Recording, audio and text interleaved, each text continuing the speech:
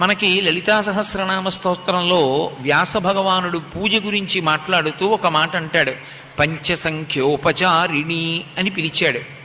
భగవంతుడికి చేసేటటువంటి ఉపచారములకు పూజ అని పేరు.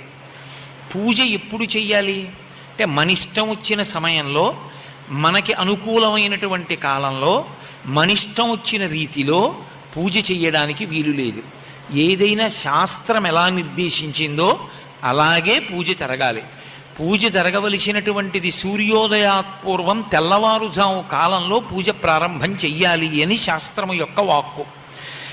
అది కేవలము భగవదారాధన కొరకు మాత్రమే వినియుక్తమయ్యేటటువంటి కాలము తప్ప ఏ ఇతరమైనటువంటి పనికి కూడా ఉపయోగించడానికి ఉపయుక్తము కాని కాలము.